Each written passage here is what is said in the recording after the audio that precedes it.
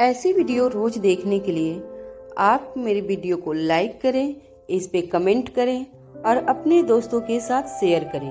और हाँ, अगर आप इस चैनल पे नए हैं तो इसे सब्सक्राइब करना ना भूलें। करण गुलेरिया की बात सुनते ही रोहित और अनिका एक दूसरे के चेहरे देखने लगते हैं। तभी करण गुलेरिया आगे कहते हैं, घबराओ मत, तुम दोनों ऐसा क्यों कर रहे हो? मैं इस बारे में तुमसे कुछ नहीं पूछूंगा। बस मुझे इसी बात की खुशी है कि मेरे बच्चों का परिवार खुशहाल है। हाँ, इतना जरूर कहूंगा, अगर मेरे किसी की मदद की जरूरत हो तो बिना झिझक के कह देना। रोहित और अनिका दोनों को करण गुलेरिया की बात सुनकर बहुत हल्का महसूस होता है, क्योंकि इस वक्त वह किसी भी तरह का बात या कोई भी सच करण गुलेरिया को नहीं बता सकते थे। इसके बाद करण अनिका से कहते हैं, अब तुम चाहो तो जाकर श्रेया से मिल सकती हो, तब तक मैं रोहित से बात कर लेता हूँ। अनिका अपनी जगह से उठती है और करण के पास जाकर गले लग जाती है। करण धीरे से अनिका के कान में कहते हैं, मुझे पता है कि तुम्हारी याददाश्त वापस आ गई है। अनिका झटके से पीछे होती है और हैरानी भरे चेहरे से करण की तरफ देखती है। करण मुस्कुराकर अनिका के सिर पर हाथ फेरते हुए एकदम धीरे से कहते हैं, लेकिन जब तक मेरी बेटी नहीं चाहेगी तब तक मेरे होठों पर यह बात दोबारा नहीं आएगी। क्या यह रोहित को पता है? अनिका जवाब के बदले में अपनी गर्दन हाँ में हिला देती है। इसके बाद अनिका एक प्यारी सी मुस्कान अपने पापा को देती है और वहां से चली जाती है। करण गुलेरिया रोहित मारवा से कहते हैं, रोहित, अब मेरी उम्र हो चली है, मैं चाहता हूँ कि मेरे रहते हुए दोनों कंपनियों का जोड़ दिया जाए ताकि तुम दोनों कंपनियों की बागडोर एक साथ संभाल सको। रोहित कहता है, पापा, यह कंपनी आपके बाद अनिका की है, क्या आपने इस बारे में अनिका से कोई बात की है? करण सवाल भरी निगाहों से रोहित की तरफ देखते हैं। रोहित अपनी बात को आगे बढ़ाता है, इस कंपनी से जुड़ा हुआ कोई भी फैसला आपकी या मेरी नहीं बल्कि अनिका की रजामंदी से होना चाहिए। आपको इस बारे में पहले अनिका से पूछना चाहिए कि वह क्या चाहती है। करण पहले अपनी गर्दन हिलाते हैं और लंबी गहरी सांस लेते हैं। उसके बाद आगे कहते हैं, तुम ठीक कहते हो, लेकिन कंपनी में उसका कोई इंटरेस्ट नहीं है। कुछ पल रुककर रोहित करण के हाथ पर अपना हाथ रखता है और उसके पैरों के पास नीचे बैठकर उसकी आंखों में आंखें डालकर देखते हुए कहता है, पापा, जिस लड़की ने मेरे दिल में जगह बनाई वह सिर्फ एक डॉक्टर थी। उसकी जिंदगी का हर राज मुझे उससे प्यार होने के बाद पता चला। मैंने इस कंपनी के लिए अनिका से प्यार या शादी नहीं की है। अब जल्दबाजी में या अपने मन पर बोझ रखकर या फिर किसी गलतफहमी में कोई भी ऐसा फैसला मत लीजिएगा जो आपको नहीं लेना चाहिए या फिर जो अनिका नहीं चाहती। रोहित की बात सुनकर करण रोहित के सिर पर अपना हाथ रख देते हैं और बड़े ही गर्व से कहते हैं, I am proud of you son. फिर रोहित का हाथ पकड़कर उसे अपने पास बिठाते हैं और कहते हैं, मैं यह फैसला इसलिए ले रहा हूँ क्योंकि मैं चाहता हूँ कि मेरे रहते हुए सभी बोर्ड मेंबर तुम्हें अपने बॉस के रूप में अपना ले। यह मैं इसलिए कर रहा हूँ ताकि आगे चलकर कोई भी कंट्रोवर्सी ना हो। फिर एक पल रुककर करण गुलेरिया अपनी बात को आगे बढ़ाते हुए कहते हैं, मैं रोहित मारवा की काबिलियत अच्छी तरह जानता हूँ। इस तरह की कंट्रोवर्सी हो या कंस्पिरेसी हो, इसमें रोहित मारवा को कोई फर्क नहीं पड़ता। इनमें से निपटना तुम्हारे लिए बाएं हाथ का खेल है, लेकिन फिर भी उन परिवारों को फर्क पड़ता है जिनके घर हमारी कंपनी की वजह से चलते हैं। रोहित मारवा कहता है, आपका जो भी फैसला होगा मुझे मंजूर होगा, लेकिन प्लीज एक बार अनिका से बात जरूर कीजिए। मेरे लिए इस बात के बड़े मायने हैं कि वह क्या चाहती है। ठीक इसी वक्त सभी बच्चे दौड़ते हुए करण गुलेरिया के कमरे में आ जाते हैं। रोहित और करण को बातें करते हुए देखकर सभी अपनी अपनी जगह पर रुक जाते हैं। तभी रिया कहती है, नानू, क्या हम बाद में आए? करण गुलेरिया मुस्कुराकर अपनी दोनों बाहें खोलकर जवाब देते हैं, आओ बच्चों, मेरे पास आओ। रिया दौड़कर करण के गले लग जाती है। रिया को प्यार करने के बाद करण बारी बारी से सभी बच्चों को प्यार करते हैं। रिया कहती है, नानू, हम लोगों ने एक कंपटीशन प्लान किया है। आफ्टर 1 वीक आपको उसमें आना होगा और वेन्यू है मारवा हाउस। करण गुलेरिया कहते हैं, लेकिन बेटा। इससे पहले कि करण आगे कुछ कहते, रिया शोर मचाते हुए कहती है, नहीं नहीं नानू, आप मना नहीं कर सकते, आपको आना ही होगा, हम सब मिलकर खूब मजे करेंगे। करण गुलेरिया कहते हैं, अब नानू की उम्र खेलने की नहीं है, खिलाने की है। तो हाजिर जवाब रिया फट से कहती है, यह भी ठीक है, फिर हमें जज की जरूरत भी तो होगी, मतलब नानू जज बनेंगे। तभी एक नौकर वहाँ आकर कहता है, नंदिनी मैडम ने कहा है कि खाना तैयार है, आप सभी आ जाइए। इसके बाद वह वहाँ से चला जाता है। रोहित मारवा, करण गुलेरिया और सभी बच्चे लिफ्ट से होते हुए ग्राउंड फ्लोर पर डाइनिंग टेबल पर पहुँच जाते हैं। सभी बच्चे अपनी अपनी मनपसंद चीजें लेकर खाने लगते हैं। बाकी सभी खाना शुरू कर देते हैं। तभी मौका देखकर करण गुलेरिया अनिका से कहते हैं, अनिका, मेरा विचार है कि मारवा कंपनी और गुलेरिया ग्रुप ऑफ कंपनी दोनों कंपनियों को मर्ज कर दिया जाए।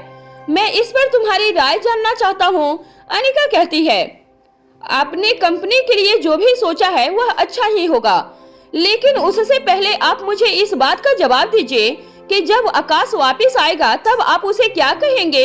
फिर अनिका अपनी बात को ठीक करते हुए कहती है, हाँ, वह तो आपसे कभी कुछ पूछेगा ही नहीं।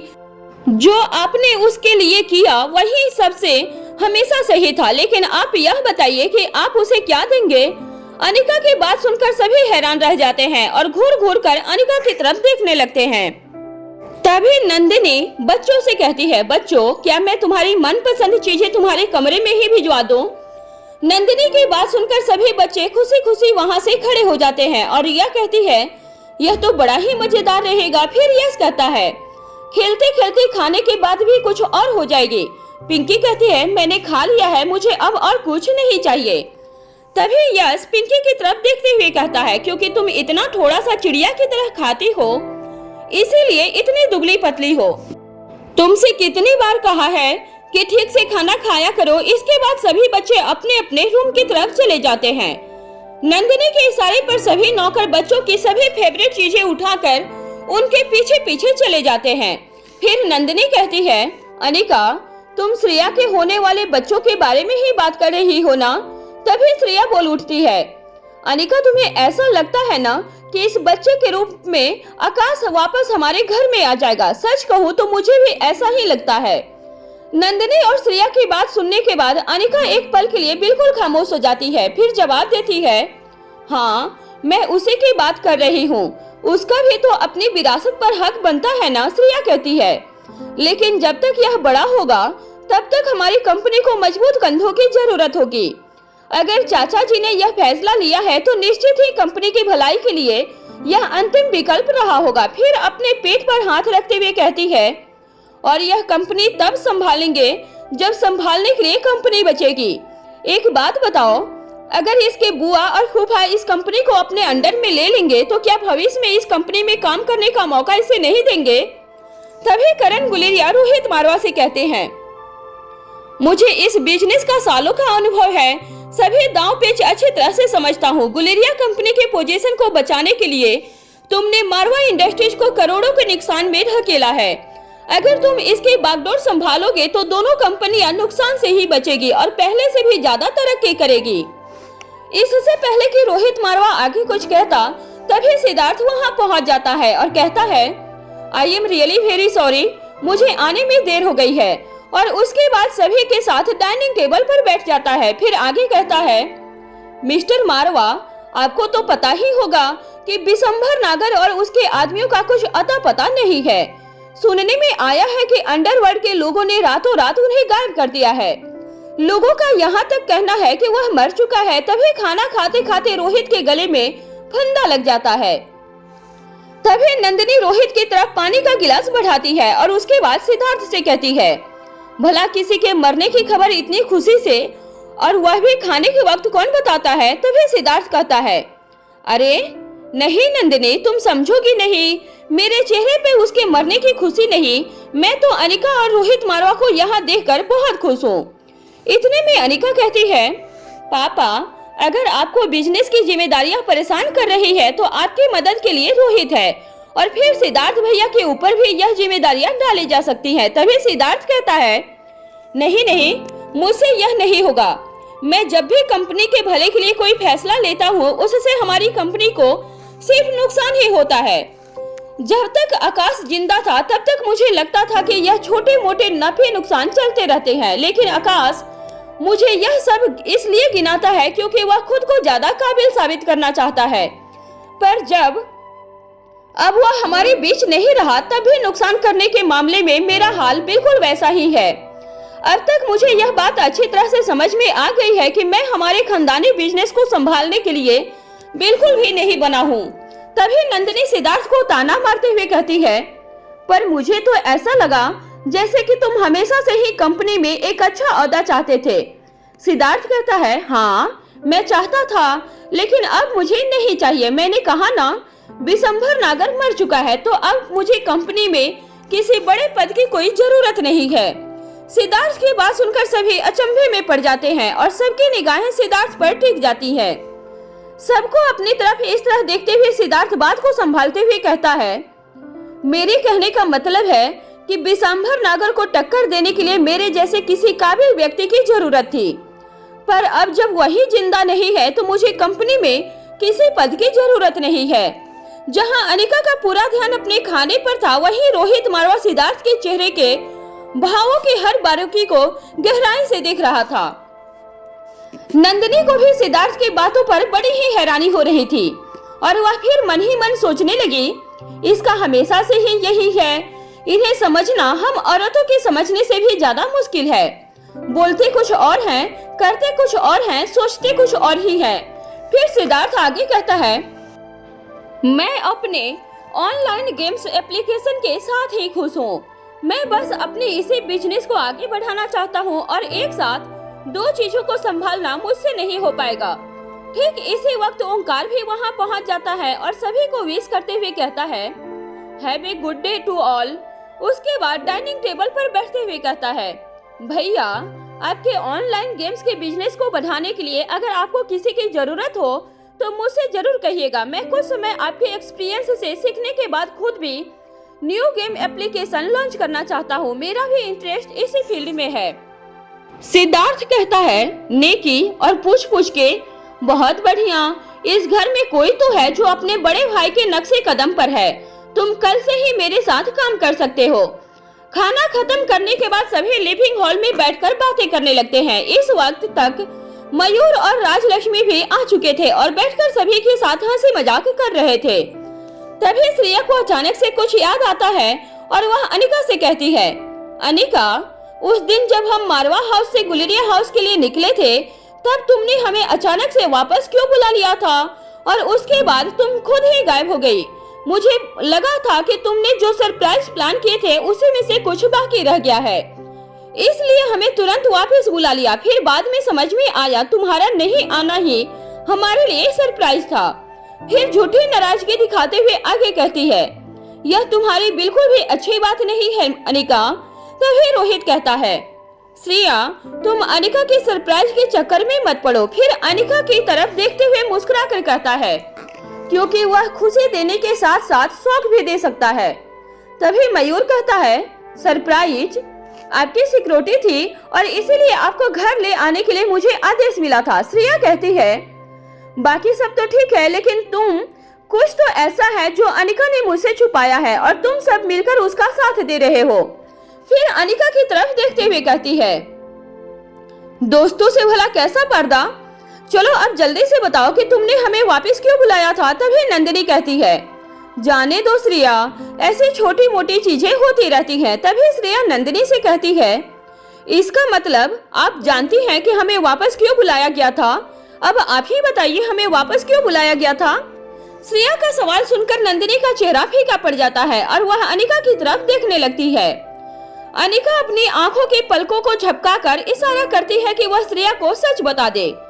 इतने में रोहित फिर अनिका की तरफ देखकर मुस्कुराते हुए बोलता है, मैं फिर कह रहा हूँ श्रेया, इन सब बातों को जाने दो। मेरी अनिका के सरप्राइज शॉकिंग होते हैं। श्रेया फिर से नंदिनी की तरफ देखते हुए कहती है, नहीं नहीं, चाहे जो भी हो मुझे जानना है। बताइए नंदिनी दीदी, क्या बात थी उस दिन।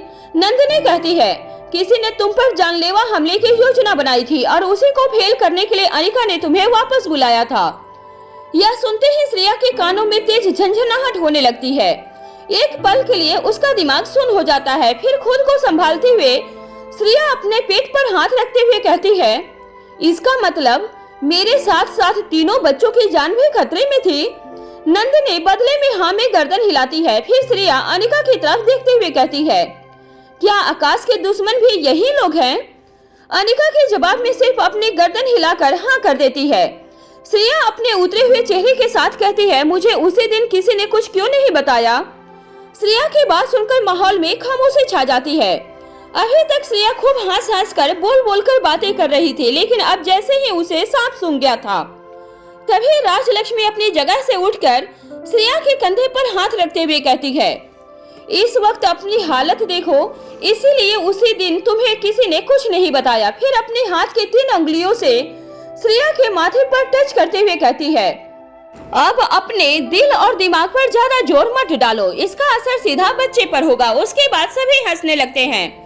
श्रेया भी अब सब कुछ भूलकर मुस्कुराने लगती है और कहती है, यह सच में शॉकिंग था। तभी रोहित के फोन पर एक मैसेज आता है। मैसेज को पढ़ने के बाद वह अपना फोन अनिका की तरफ कर देता है। स्क्रीन को पढ़ने के बाद अनिका कहती है, अब हमें चलना चाहिए, शाम हो चुकी है। नंदिनी कहती है, ऐसी भी क्या जल्दी है, मैं तुम लोगों को डिनर से पहले नहीं जाने दूंगी। तभी अनिका कहती है, भाभी हम जल्दी ही दोबारा मिलेंगे, वैसे भी बच्चे आपको अपने कंपटीशन के लिए इनवाइट कर ही चुके हैं, आना मत भूलिएगा। फिलहाल रोहित को कुछ जरूरी काम है। नंदिनी का इशारा मिलते ही नौकर गिफ्ट उठाकर मारवा हाउस की गाड़ियों में रखने लगते हैं। तभी रोहित मारवा करण गुलेरिया से कहता है, पापा आप चिंता मत कीजिए, अनिका और मैं इस बारे में जरूर कोई न कोई हल निकाल कर आपसे बातें करेंगे। उधर दमयंती देवी के साम्राज्य में फोन पर लच्छो दमयंती देवी से कहती है, माँ साहब अगर आप ठीक समझे तो हमें कुछ समय के लिए मारवा और गुलेरिया परिवार के लोगों पर से अपना ध्यान हटा लेना चाहिए, क्योंकि इस वक्त वह पूरी तरह से सावधान है। शायद यही वजह है कि हमारा हर बार खाली जा रहा है, साथ में नुकसान भी उठाना पड़ रहा है। अब हम अगला दाव तब खेलेंगे जब वह पूरी तरह से आश्वस्त होकर बैठ जाएंगे।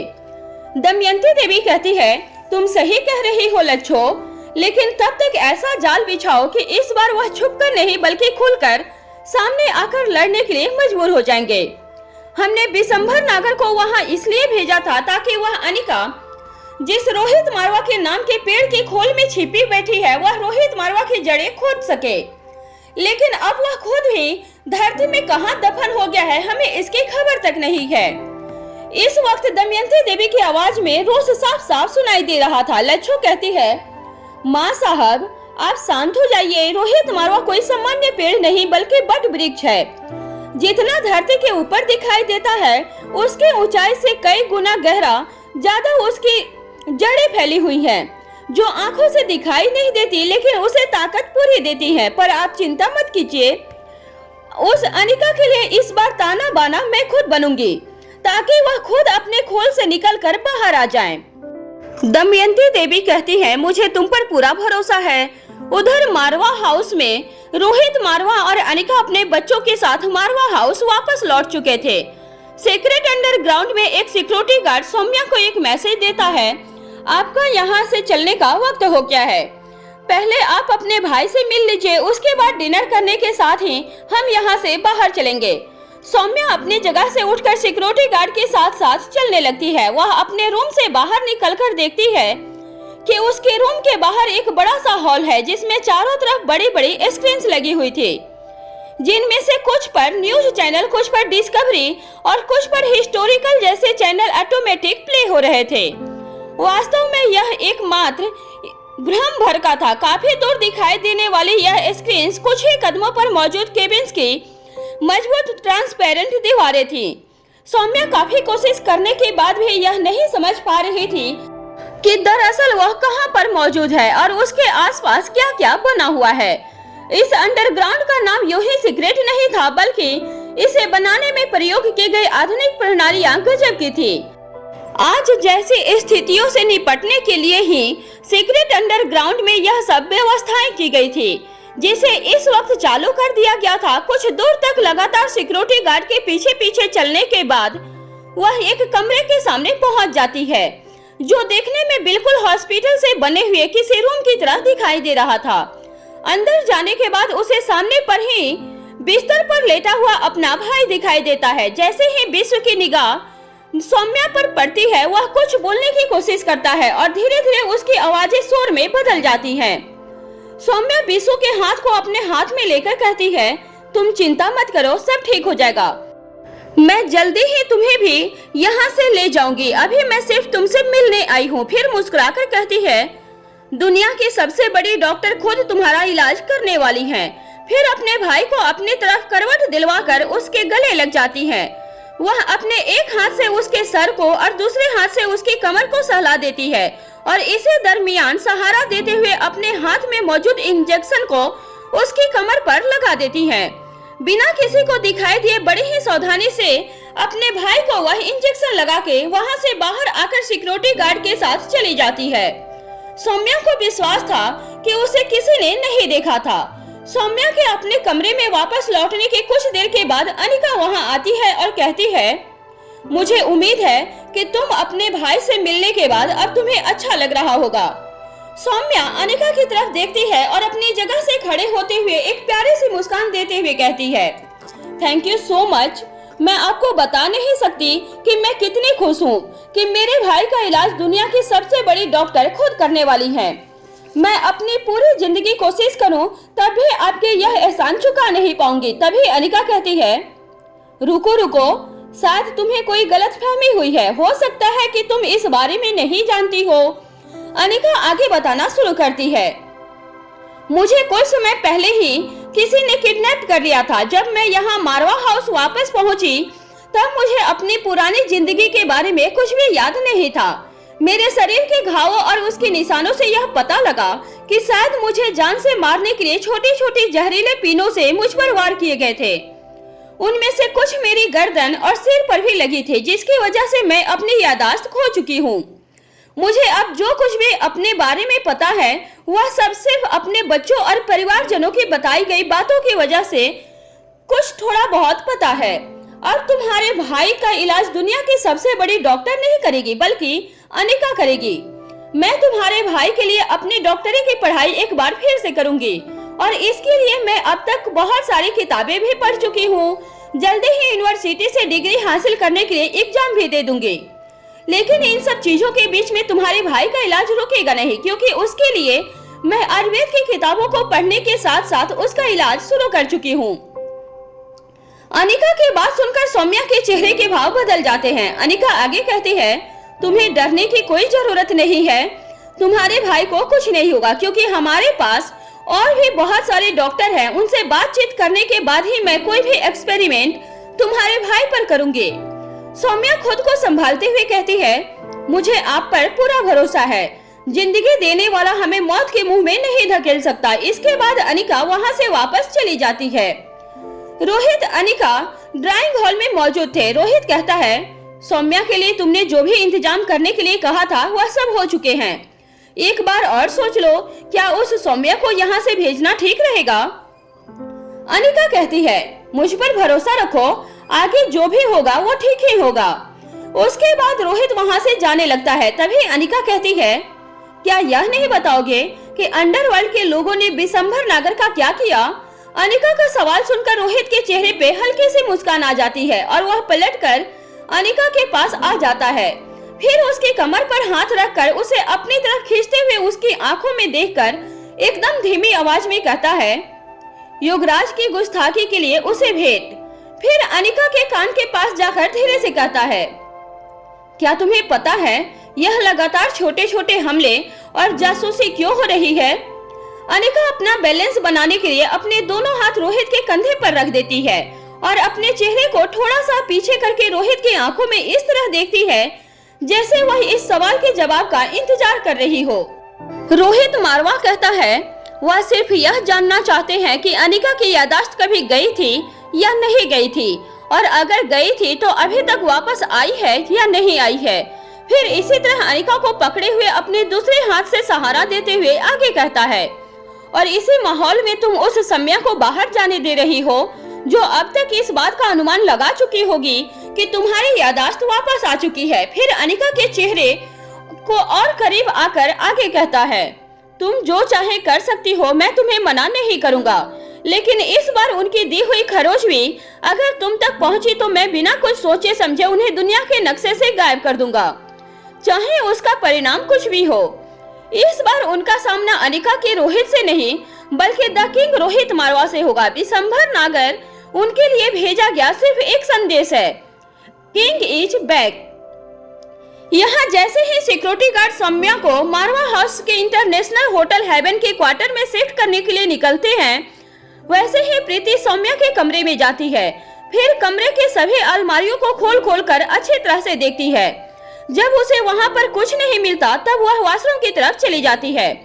वॉशरूम में हर एक छोटी से छोटी चीज, चाहे वह फ्लश टैप था या टैप, शीशे के पीछे की खाली जगह थी या किचन के ऊपर बची हुई जगह, सभी को बारीकी से जांचती है। वॉशरूम की सभी चीजों को तलाशने के बाद वह वॉशरूम का डस्टबिन पलटकर देखती है, उसमें भी उसे कुछ नहीं मिलता है। वह वापस उसके रूम में जाती है, उसकी बेडशीट, गद्दे सबको हटाकर अच्छी तरह से देखती है, लेकिन हर संभव कोशिश करने के बाद भी उसे ऐसी कोई चीज नहीं दिखाई देती जिसे क्लू का नाम दिया जा सके।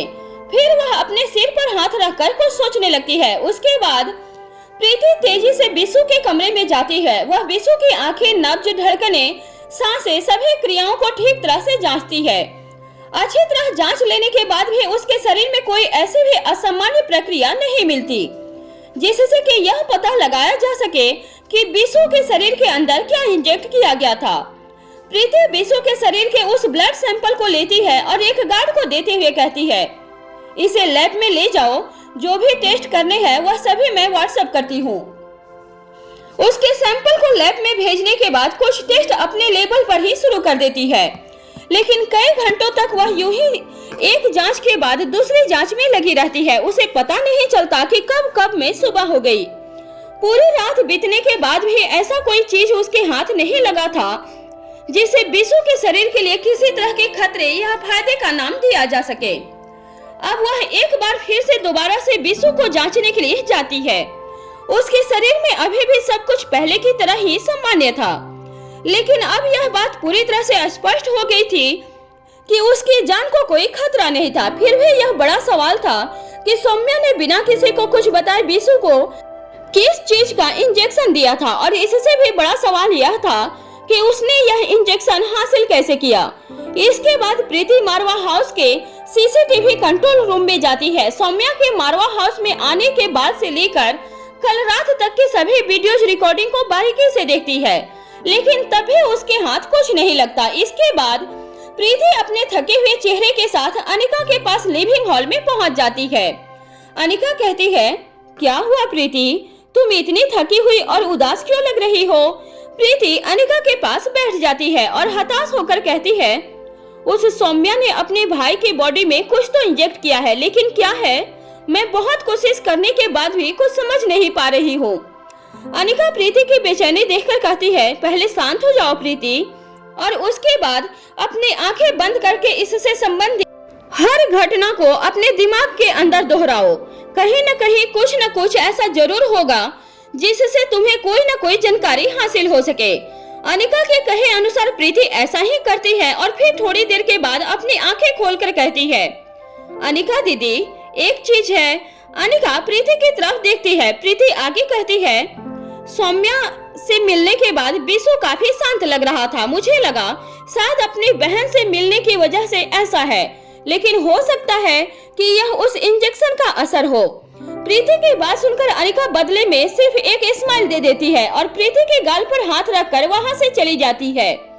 अनिका के जाने के बाद प्रीति मन ही मन सोचती है, मुझे पता लगाना होगा यह शांति मन की थी या शरीर की। अगली सुबह रिया, आर्यन और एलेक्जेंडर तीनों सनी से मिलने के लिए उसके रूम में पहुंच जाते हैं। सनी अपने बिस्तर पर लेटा हुआ था। अंदरूनी तौर पर सनी अभी भी बहुत कमजोरी महसूस कर रहा था। उसके लिए अपने सहारे से उठकर बैठना एक मुश्किल काम था। थोड़ी देर बोलने के बाद उसे बहुत थकावट महसूस होने लगती थी और उसका सिर भारी हो जाता था। खाने पीने में अधिक से अधिक लिक्विड ले रहा था, जो कि उसे बेस्वाद लगता था।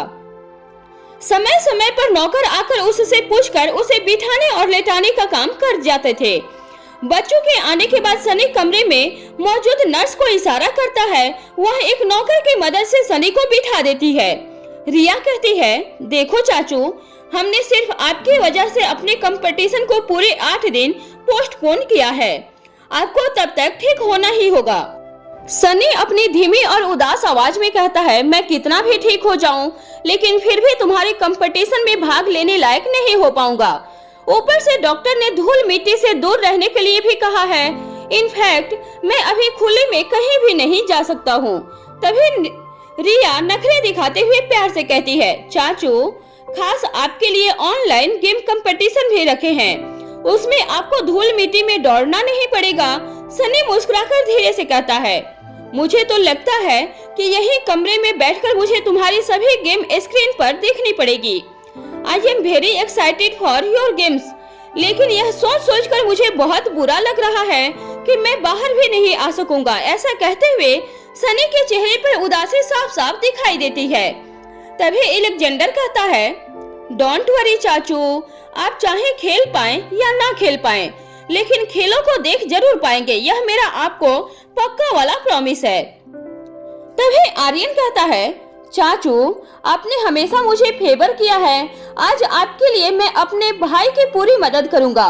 अगर उस दिन आप हमारे साथ बाहर नहीं होंगे तो हमें बिल्कुल भी अच्छा नहीं लगेगा। तभी सनी बच्चों से पूछता है, इस कंपटीशन में और कौन कौन आ रहा है? रिया जवाब देती है, ओह माय डियर चाचू, सरप्राइजिंग अच्छे होते हैं, wait and watch, but I promise आप बिल्कुल भी बोर नहीं होंगे, इनफैक्ट आपको बहुत अच्छा लगेगा।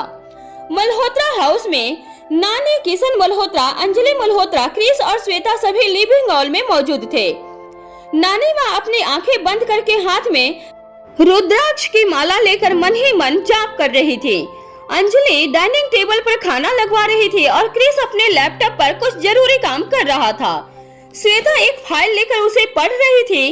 तभी अपनी जगह से उठकर किशन के पास आती है और कहती है, पापा जरा यह देखिए, क्या आपको लगता है यह डील साइन करनी चाहिए?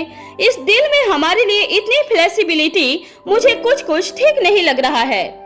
इससे पहले कि किशन मल्होत्रा कुछ कह पाता, अंजलि मामी बीच में बोल पड़ती है, देखिए, अपनी बेटी की कोई भी सलाह देने से पहले उसे यह समझाइए कि हर चीज की एक उम्र होती है। माना कि फार्मेसी को इसकी बहुत जरूरत है, लेकिन इसकी अपनी जिंदगी की भी बहुत सारी जरूरतें हैं, उसे अनदेखा करना ठीक नहीं है।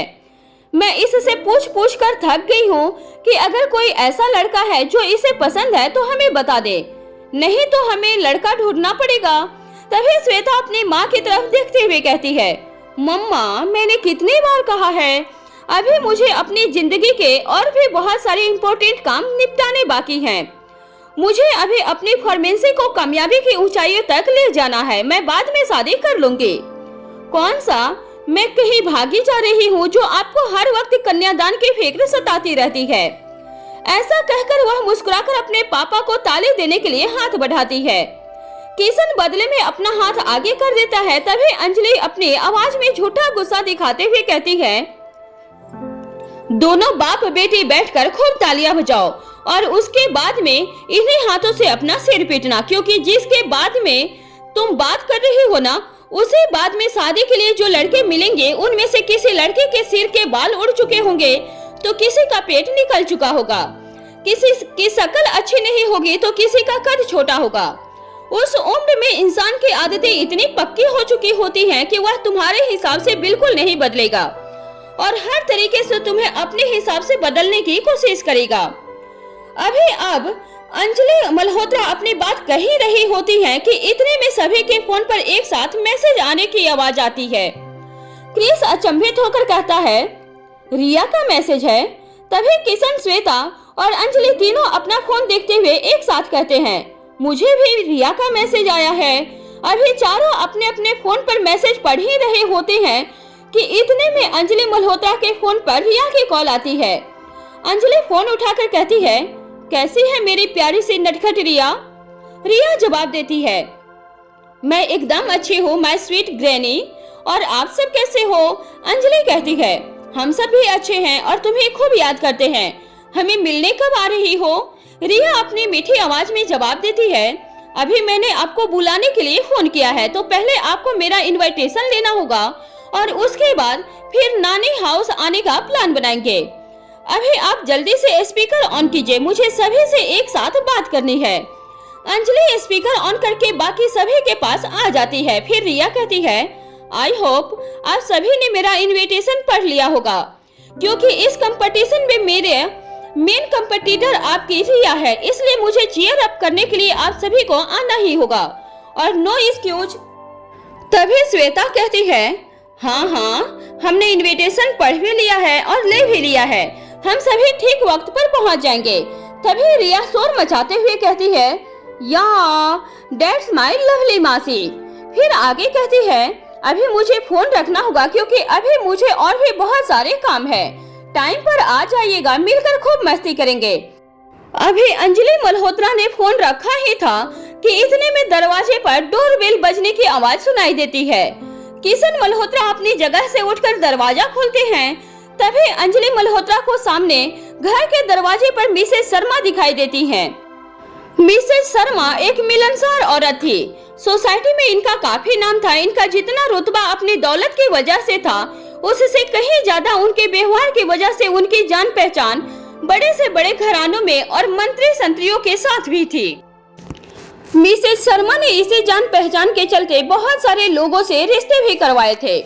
अब हालत ऐसी हो गई थी कि अगर किसी को अपने जवान लड़के या लड़की के लिए कहीं अच्छा रिश्ता ढूंढना होता तो मिसेस शर्मा से जरूर कहते। शादियां करवाना मिसेस शर्मा का प्रोफेशन नहीं था, लेकिन उनके मीठे स्वभाव की वजह से वह किसी को मना नहीं कर पाती थी और हर किसी के लिए पूरे जोर शोर से रिश्ता ढूंढती थी। मिसेस शर्मा कहती हैं, नमस्ते किशन भाई साहब। फिर घर के अंदर आते हुए कहती हैं, नमस्ते भाभी जी। कभी कभी तो मुझे लगता है कि आप हमारे घर का रास्ता भूल गई हैं और कभी कभी लगता है कि आप हमें ही भूल गई हैं। भला ऐसे क्या नाराजगी कि आप ना खुद मिलने आती हैं, ना मुझे मिलने के लिए बुलाती हैं। अंजलि आगे बढ़कर उनका स्वागत करती है और कहती है, ऐसी कोई बात नहीं है, आप तो जानती ही हैं घर के कामों से फुर्सत नहीं होती है। फिर मिसेस शर्मा के गले लगते हुए कहती हैं, आप बिल्कुल सही वक्त पर आई हैं, आइए आइए, साथ में बैठकर खाना खाते हैं। मिसेस शर्मा सभी के साथ डाइनिंग टेबल पर बैठ जाती हैं और फिर धीरे से अंजलि के हाथ पर अपना हाथ रखते हुए पूछती है, क्या तुम श्वेता की शादी के बारे में कुछ सोच रही हो? अंजलि आशा भरी निगाहों से मिसेस शर्मा की तरफ देखती है। मिसेस शर्मा कहती है, दरअसल एक बड़ा ही अच्छा रिश्ता आया है। उनका कहना है कि अगर खुद श्वेता को यह रिश्ता अच्छा लगे और वह हाँ कर दे तभी वह लोग बात आगे बढ़ाएंगे। मिसेस शर्मा ने यह बात धीमी आवाज में कही थी, लेकिन उसके बाद भी किशन और श्वेता ने साफ साफ सुन ली थी।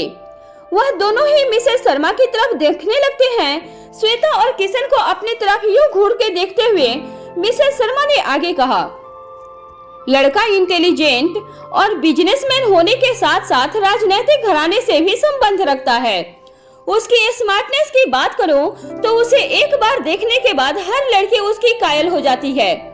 इसके बाद मिसेस शर्मा विस्तार से उस लड़की के घराने, बिजनेस, फ्यूचर प्लान्स आदि के बारे में सभी बातें बता देती है। अंत में मिसेस शर्मा मुस्कुराकर श्वेता से कहती है, बेटा कोई कितना भी अच्छा क्यों न हो, लेकिन उसका आचार विचार व्यवहार हमसे मिलना जुलना बहुत जरूरी होता है। अच्छी तरह सोच लो, चाहे तो लड़के से कुछ बार मिल भी लो, उसे जानो समझो, फिर अपना फैसला हमें बता देना। फिर अंजलि की तरफ देखते हुए कहती है, क्यों अंजलि, मैं ठीक कह रही हूँ ना? आखिर कोई लड़का कितना भी अच्छा क्यों न हो, हम भी तो खूब सोच समझकर फैसला लेंगे ना। हमारी बेटी का सवाल है। अंजलि बिना कुछ कहे मुस्कुराकर हाँ में अपनी गर्दन हिला देती है। इसके बाद मिसेस शर्मा अपनी जगह से उठती हैं और कहती हैं, आप सभी को नमस्ते। उम्मीद करती हूँ कि जल्दी ही मिलना होगा। ऐसा कहकर वह वहाँ से वापस चली जाती हैं।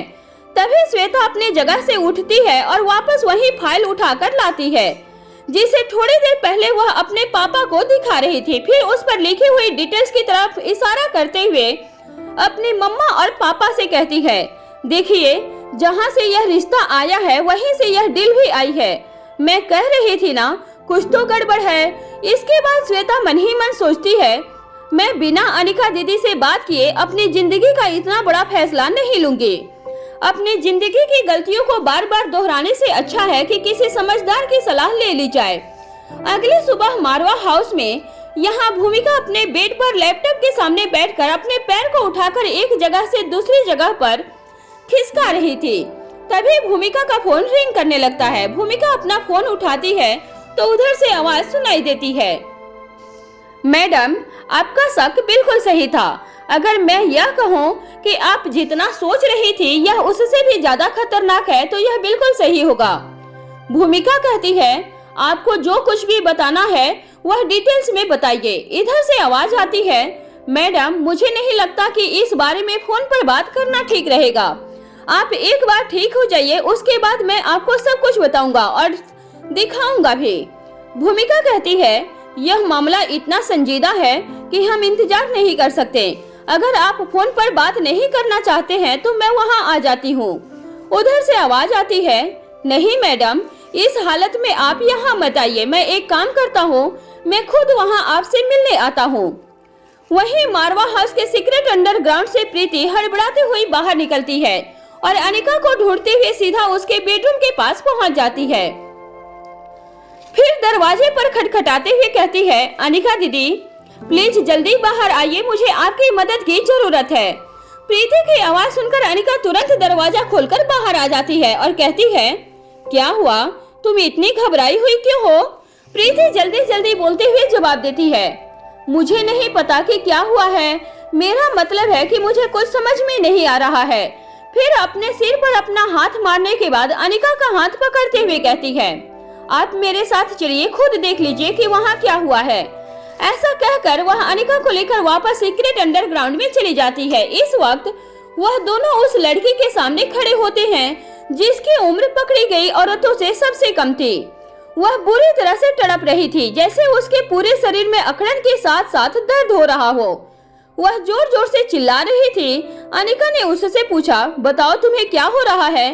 उसने जवाब दिया, मुझे बचा लो, मुझे बहुत दर्द हो रहा है, मुझे नहीं पता मुझे क्या हुआ है।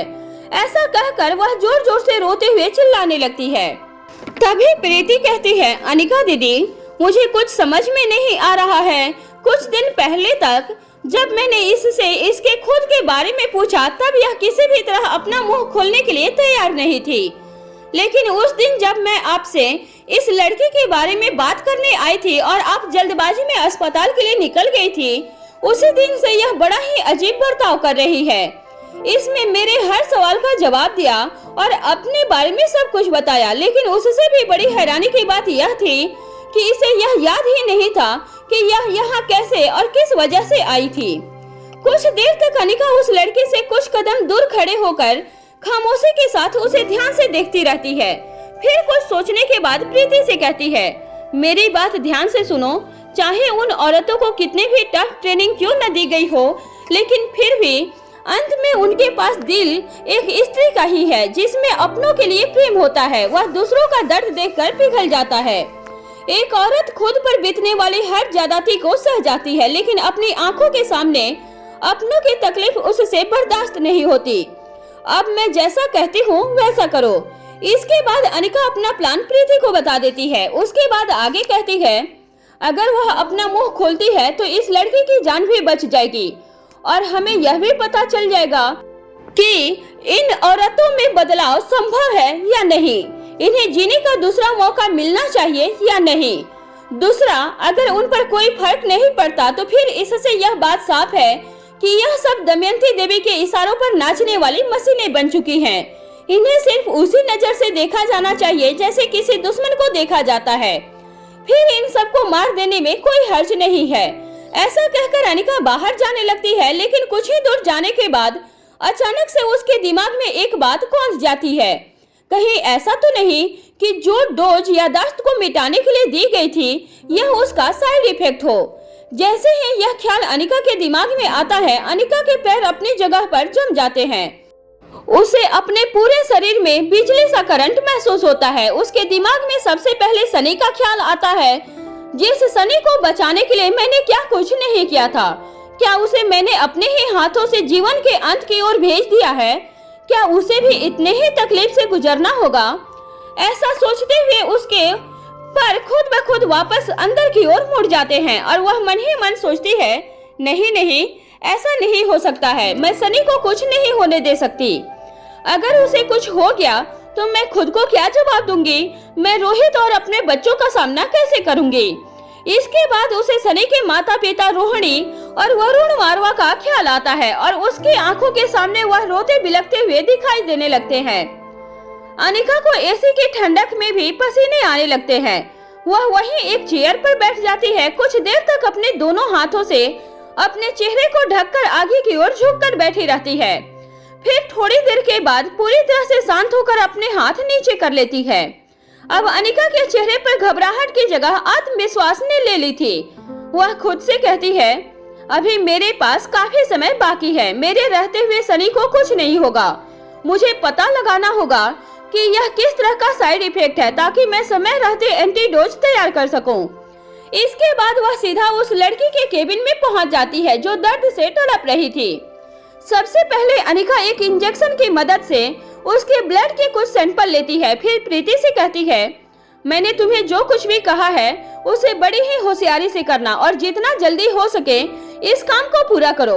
अगर तुम्हें कोई भी जानकारी हासिल होती है तो सबसे पहले मुझे खबर करना।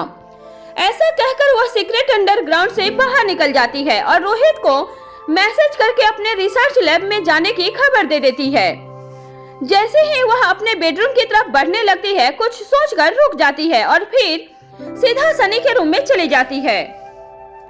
इस वक्त सनी का बेड सिरहाने की तरफ से उठा हुआ था। सनी आंखें बंद करके अपने सिर को पीछे की तरफ टिकाकर बैठा हुआ था। अनिका सनी से धीमे आवाज में पूछती है, सनी क्या तुम नींद में हो? अनिका की आवाज सुनकर सनी आंखों से ही जवाब देता है, नहीं भाभी, बस थोड़ा भारी भारी महसूस हो रहा है। फिर आंखें खोलकर कहता है, आपके साथ रोहित भैया नहीं आए क्या? अनिका मुस्कुराकर जवाब देती है, क्या उनका मेरे साथ आना जरूरी है? क्या मैं खुद तुमसे मिलने नहीं आ सकती? अनिका की बात पर सनी मुस्कुरा देता है और कहता है, मेरा वह मतलब नहीं था भाभी। अनिका कहती है, चलो छोड़ो इन सब बातों को, यह बताओ अब तुम्हारी तबीयत कैसी है और तुम्हें कैसा महसूस हो रहा है? सनी कहता है, मेरी तबीयत ठीक है पर मुझे बहुत बेचैनी महसूस होती है। इस तरह खाली बैठे बैठे मेरा दम घुट रहा है। अनिका सनी को समझाते हुए कहती है, तुम्हारा बहुत सारा ब्लड लॉस हुआ है और तुम्हारा ऑपरेशन भी हाल ही में हुआ है। तुम्हें यह सब वीकनेस की वजह से महसूस हो रहा है। बॉडी को रिकवर करने में कुछ वक्त लगता है। तुम जल्दी ही एकदम ठीक से हो जाओगे। फिर एक पल रुक कर आगे कहती है, अगर किसी भी तरह की दिक्कत महसूस हो या कुछ भी एबनॉर्मल फील हो तो बिना कुछ ज्यादा सोचे मुझे कॉल कर देना। तुम्हारे लिए तुम्हारी डॉक्टर प्रीति को हर वक्त तुम्हारे आसपास ही रखा गया है। मैं तुरंत उसे लेकर तुम्हारे पास आ जाऊंगी। इसके बाद मुस्कुराकर सनी के कंधे पर हाथ रखती है और वहां से चली जाती है। इसके बाद वहां से सीधा अपने बेडरूम में जाकर अंडरग्राउंड सीक्रेट रिसर्च लैब में चली जाती है। उधर मल्होत्रा हाउस में श्वेता का रूम फर्स्ट फ्लोर पर बना हुआ था। वह लगातार अपने रूम में इधर से उधर टहल रही थी। उसने अपना एक हाथ अपनी कमर पर रखा हुआ था और दूसरे हाथ में फोन लेकर उसे अंगूठे और उंगली के बीच में घुमा रही थी। बहुत सोच विचार करने के बाद जब श्वेता को यह समझ नहीं आता है कि वह अनिका से क्या कहे, तब वह अनिका को एक मैसेज कर देती है, अनिका दीदी, मुझे आपसे मिलना है। अपनी पर्सनल लाइफ के कुछ पर्सनल डिसीजन लेने में आपकी हेल्प चाहिए। मैसेज करने के बाद श्वेता अपने बेड पर बैठ जाती है और फोन को बेड पर एक तरफ फेंक देती है। श्वेता के रूम का दरवाजा हल्का हल्का खुला हुआ होने की वजह से उसे नीचे से अपनी मम्मी अंजलि मामी की आवाज सुनाई देती है। जैसे ही वह किसी से कह रही हो, आप बैठिए, मैं श्वेता को बुलाकर लाती हूँ। अपनी मम्मा की आवाज सुनकर श्वेता अपनी जगह से खड़ी होकर अपने दरवाजे के पास जाकर देखने की कोशिश करती है कि ऐसा कौन है जिससे मुझसे मिलना है। श्वेता अपने रूम में गर्दन बाहर निकालकर लिविंग हॉल में देखने की कोशिश करती है, लेकिन उसे सिर्फ एक बैठे हुए इंसान की बैक साइड दिखाई देती है। देखकर सिर्फ यह अनुमान लगाया जा सकता था कि वह कोई नौजवान है जिसकी हाइट लगभग 5 फुट 10 इंच की होगी। पीछे से देखने पर भी उसकी पर्सनालिटी काफी अट्रैक्टिव लग रही थी। श्वेता याद करने की कोशिश कर रही थी कि यह कौन हो सकता है, पर अपने सभी जानकारों को अपने दिमाग में एक बार रिवाइंड करने के बाद भी वह बिल्कुल नहीं समझ पाती कि यह कौन है।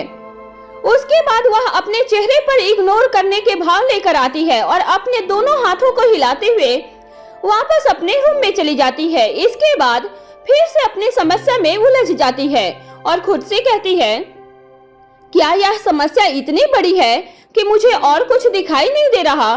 श्वेता, तुम्हें और भी बहुत सारे काम है, अब खड़ी हो जाओ और फार्मेसी जाने के लिए तैयार हो जाओ। इससे पहले कि श्वेता वॉशरूम के अंदर चली जाती, उससे पहले ही अंजलि श्वेता के रूम में पहुंच जाती है और कहती है, श्वेता, क्या तुम अभी तक तैयार भी नहीं हुई? अंजलि की बात सुनकर श्वेता के चेहरे पर ढेर सारी हैरानी दिखाई देने लगती है। यह पहली बार था जब अंजलि श्वेता से इस तरह का सवाल कर रही थी, क्योंकि अंजलि हमेशा श्वेता से यही कहती थी, हमेशा जल्दबाजी में रहती हो, कभी अपने कामों को छोड़कर थोड़ा रिलैक्स भी कर लिया करो। यह उल्टी गंगा बहती हुई देखकर श्वेता अपनी मम्मा के माथे पर हाथ रखते हुए कहती है, मम्मा, आप ठीक तो हो ना? इस वक्त अंजलि के चेहरे पर हड़बड़ी के भाव थे। श्वेता का हाथ नीचे करते हुए वह कहती है, अभी यह सब छोड़ो और जल्दी से तैयार होकर नीचे आ जाओ। श्वेता कहती है, क्या आप मुझे बताएंगे कि क्या हुआ है और नीचे कौन आया है? अंजलि कहती है, आनंद का भाई लक्ष्य तुमसे मिलने आया है। श्वेता कहती है, क्या वही लक्ष्य जिसके बारे में कल? श्वेता की बात को काटते हुए अंजलि कहती है, हाँ, वही लक्ष्य जिसका रिश्ता तुम्हारे लिए आया है। मुझे तो समझ नहीं आ रहा क्या करूं और क्या नहीं करूं। इस तरह बिना बताए अचानक से कोई किसी के घर कैसे जा सकता है?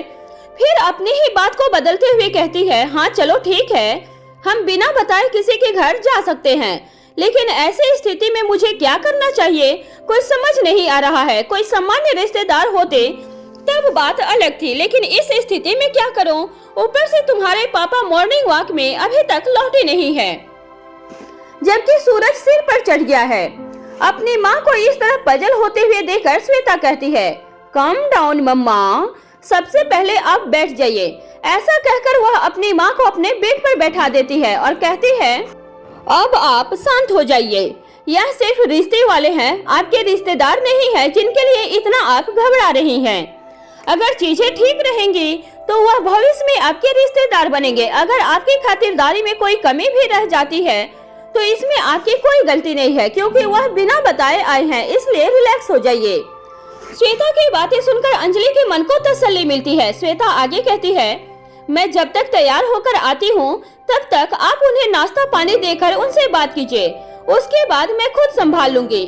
श्वेता मन ही मन सोचती है, यह किस तरह के लोग हैं जो बिना बताए रिश्ता जोड़ने से पहले ही किसी के घर पर चल पड़े। और एक मेरी मम्मा है, हर छोटी छोटी बात पर इनके हाथ पैर खुलने लगते हैं। अंजलि वापस लिविंग हॉल में आ जाती है और नौकरों को नाश्ता पानी के लिए इशारा कर देती है। उसके बाद खुद जाकर लक्ष्य के पास बैठ जाती है और कहती है, बेटा, तुम्हें इस तरह अकेले बैठना काफी अजीब लग रहा होगा ना? पर माफ करना, मुझे और भी ज्यादा ऑकवर्ड लग रहा है कि मैं तुम्हें यहाँ अकेले कैसे छोड़कर घर में इधर से उधर घूम रही हूँ। दरअसल इस वक्त तुम्हें कंपनी देने के लिए घर पर ना तो श्वेता का भाई है और ना ही श्वेता के पापा हैं, लेकिन बस थोड़ी बहुत देर में वह आते ही होंगे। लक्ष्य बड़ी ही विनम्रता से कहता है, आंटी जी, आप इस तरह की बातें कहकर मुझे शर्मिंदा मत कीजिए। शरीफ लोग इस तरह बिना बताए शरीफ लोगों के घर नहीं जाया करते। जिस तरह मैं यहाँ आ गया हूँ इसमें गलती मेरी ही है। दरअसल बात यह है कि मैं औरतों का बहुत सम्मान करता हूँ। मेरी पहली कोशिश होती है कि मेरी वजह से किसी भी फीमेल को किसी भी तरह की प्रॉब्लम फेस ना करनी पड़े। मैं यहाँ इसलिए आया हूँ क्योंकि मैं नहीं चाहता कि मेरे माता पिता यहाँ आए और श्वेता जी के लिए किसी तरह की धर्म संकट जैसी स्थिति खड़ी हो जाए। मैं उससे पहले वह मुझसे मिलकर यह तय कर सके कि उन्हें मेरे जैसा इंसान चाहिए या नहीं चाहिए, मैं उनकी जीवन साथी की इमेज में फिट बैठता हूँ या नहीं। इसके बाद अगर उनकी तरफ से इस रिश्ते के लिए हाँ होगी तभी मेरे माता पिता आपके दरवाजे तक आएंगे, नहीं तो मैं उन्हें यहाँ आने से मना कर दूंगा ताकि आप लोगों को किसी भी तरह की कोई दिक्कत ना हो सके। लक्ष्य ऐसे उच्च विचार सुनकर अंजलि का दिल भर आता है और वह मन ही मन उसे अपना दामाद देखने लगती है। थोड़ी देर के बाद जब श्वेता नीचे पहुंचती है तो लक्ष्य खड़ा होकर प्यारे से स्माइल के साथ श्वेता को हेलो कहता है। Hello Shweta ji, I hope कि मेरी वजह से आपको ज्यादा परेशानी नहीं हुई होगी and I am really sorry. इस तरह अचानक से आपके बिजी शेड्यूल में से अपने लिए कुछ टाइम मांगने आया हूँ। इस वक्त श्वेता के सामने जो जेंटलमैन खड़ा था उसकी पर्सनालिटी एक बिजनेसमैन और पॉलिटिशियन का मिश्रण थी। लगभग 27 से 28 साल की उम्र, गेहुआ रंग, अच्छी तरह से सेट की गई दाढ़ी और बाल, रंगहीन बारीक फ्रेम के साथ पहना हुआ चश्मा, एकदम फिट मस्कुलर बॉडी और ऊपर से सूट बूट पैंट के साथ जवाहर कट जैकेट। बड़ी बड़ी आंखों में ऐसा कॉन्फिडेंस किसी को भी अपनी तरफ खींच ले और चेहरे पर मुस्कुराहट के साथ आवाज में सम्मान और विनम्रता किसी के भी मन पर पहले ही मुलाकात में ऐसे प्रभावशाली छाप छोड़ती थी कि किसी भी तरीके से कमी को ढूंढना ही नहीं जा सकता था। श्वेता कहती है हेलो, फिर एक सेकेंड रुक कर आगे कहती है हाँ शेड्यूल तो बिजी है और मुझे कुछ जरूरी काम भी है, लेकिन कोई बात नहीं है। उधर मारवा हाउस में भूमिका बेड पर से अपने पैर को उठाकर नीचे की तरफ लटकाती है और फिर पास में रखे वाकर को अपनी तरफ खींच लेती है। इसके बाद वाकर की मदद से धीरे धीरे चलते हुए बालकनी के पास जाकर खड़ी हो जाती है। उसके दिमाग में एक साथ कई सवाल चल रहे थे। दुश्मनों ने उसे जिंदा क्यों रखा? उसे एक जगह से दूसरी जगह क्यों शिफ्ट किया गया? उसके फोन को उससे अलग कर दिया गया, लेकिन पिस्तौल को अलग क्यों नहीं किया गया? आखिर वह काले तिल का राज क्या है? अनिका और कौटिल्य मेरी लोकेशन तक कैसे पहुँचे? क्या उनके पास कोई ऐसी जानकारी है जिसके बारे में मुझे कुछ नहीं पता? अगर ऐसा है तो उन्होंने अब तक मुझे वह सब बातें क्यों छुपाई है? वह अंडरकवर ऑफिसर कौन है जो हमारे बीच में है लेकिन हमें उसकी जानकारी नहीं है?